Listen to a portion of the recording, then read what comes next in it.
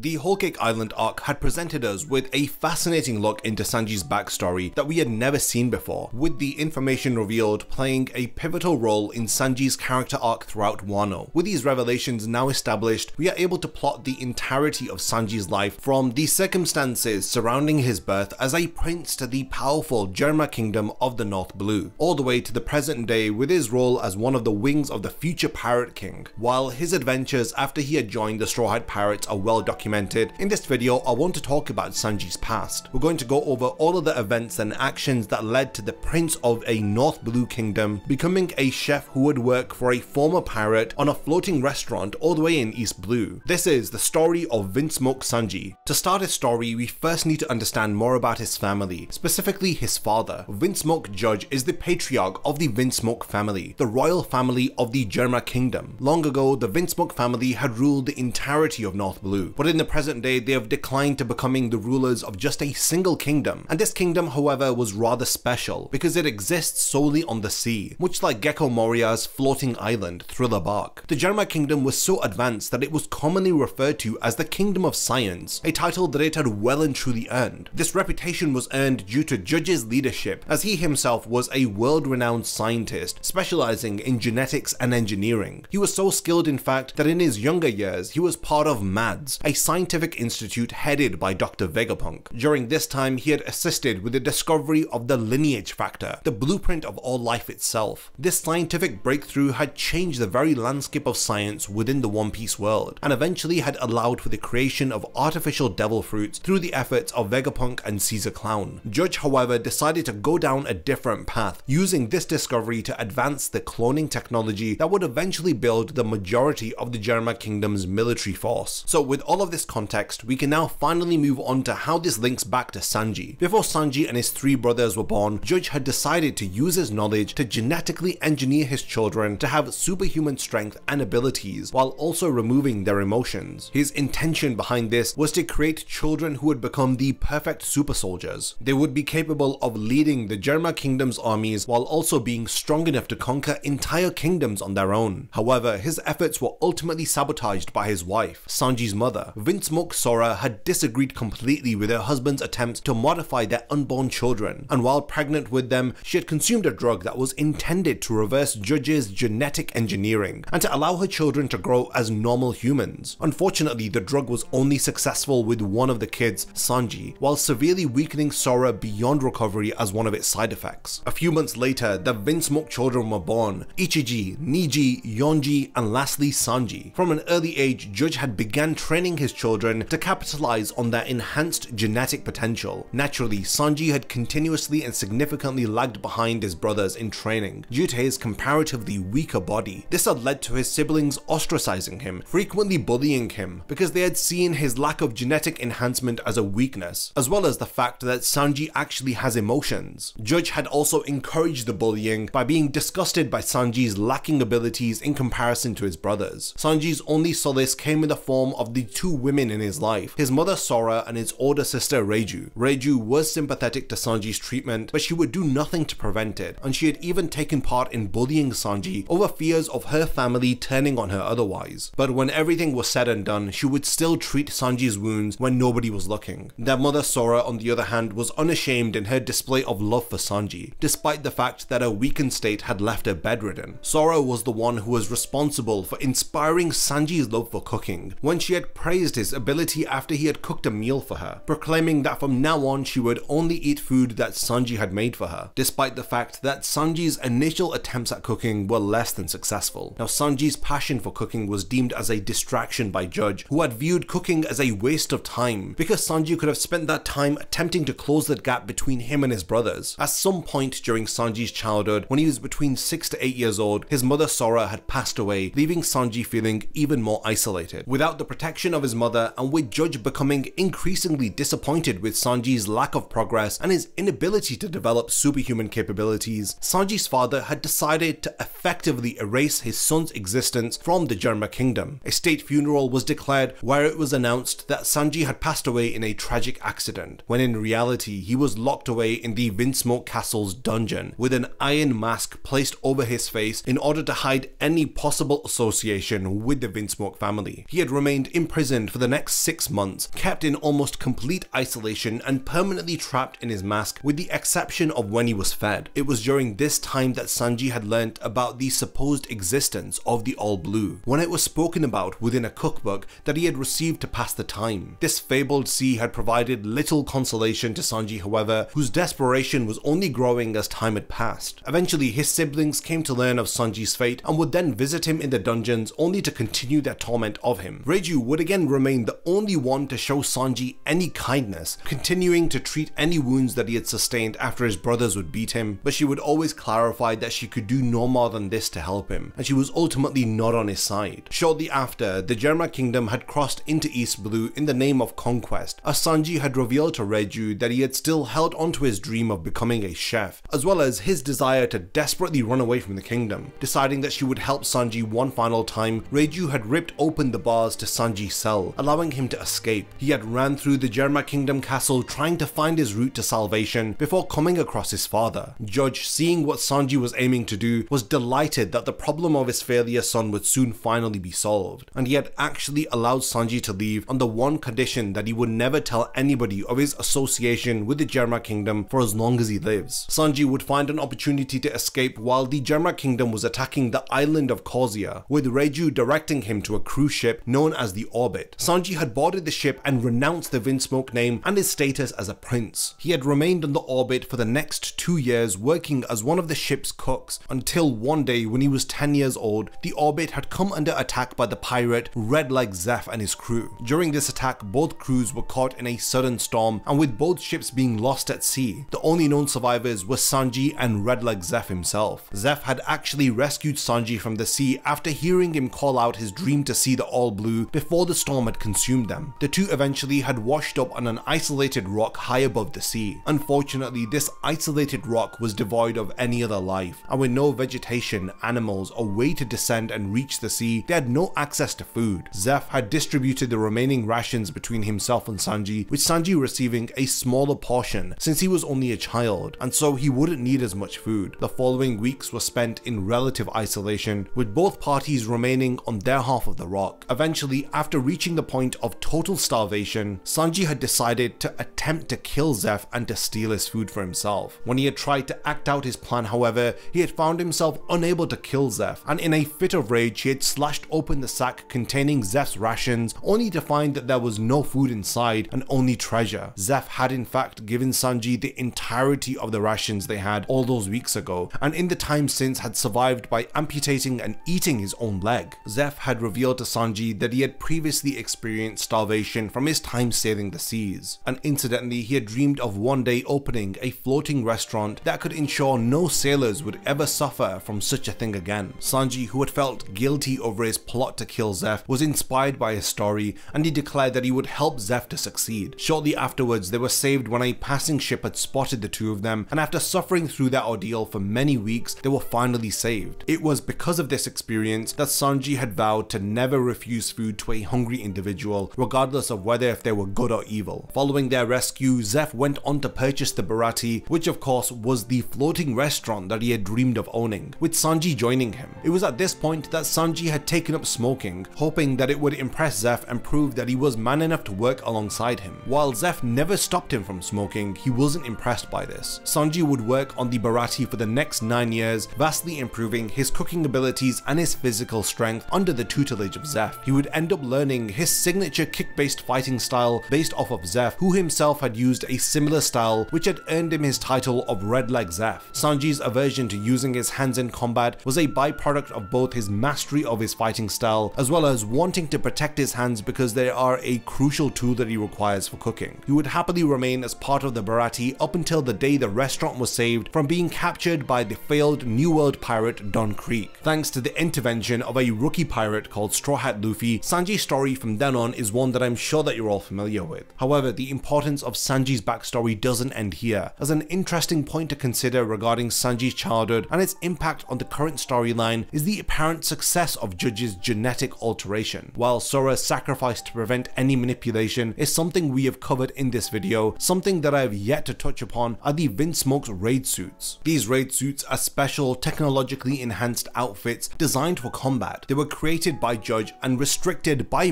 asymmetrically specifically for use by the Vinsmoke family, and it wasn't until the Whole Cake Island arc that Sanji had finally received his own bespoke suit, which he had then gone on to use within Wano against Page 1. However, after he had used his raid suit for the second time, Sanji had noticed that his body was feeling different. This was revealed to be as a result of the unlocking of his genetic enhancements that had been suppressed since his birth, and it can only be assumed that this was a byproduct of the utilization of his raid suit interacting with his body on a biological level. The results of these enhancements were very significant, and they were showcased during his fight against Queen during the climax of the Wano arc while the raid on Onigashima was going on. Now, his body had shown extreme potent healing abilities, recovering from being crushed by one of Queen's attacks in only a matter of seconds. We then got to see him demonstrate a drastically increased body toughness when Queen had surprise attacked Sanji with full strength on the back of his head, with his sword almost having no effect. It had even resulted in Queen's sword shattering. On the other hand, Sanji did experience some side effects associated with this new improvement, with it being suggested that Sanji was displaying signs of losing emotions. One, he had seemingly forgotten that he had attacked a woman, something that he had long since sworn not to do. This revelation led to Sanji ultimately destroying his raid suit, preventing him from using it again in the future, and potentially descending even further into his originally intended genetic modifications. Is this too late? Have the genetic changes within Sanji's body already started to occur? All of this is yet to be revealed, as we don't fully understand the true depth of the changes which Sanji has undertaken, but based on what we have seen, he could potentially now have the strongest body within the entirety of One Piece. So we've reached the point of the video where I want to hand over the discussion to all of you. I've really been enjoying diving into the history and backstory of several different One Piece characters, and if you want me to cover a specific character's past, then let me know in the comments down below. I look forward to reading all of your thoughts on Sanji's backstory, and don't forget to like and comment on the video. It really helps to spread the video out into the algorithm. And lastly, thank you for making it to the end of this video, and I can't wait to see you in my next One Piece video.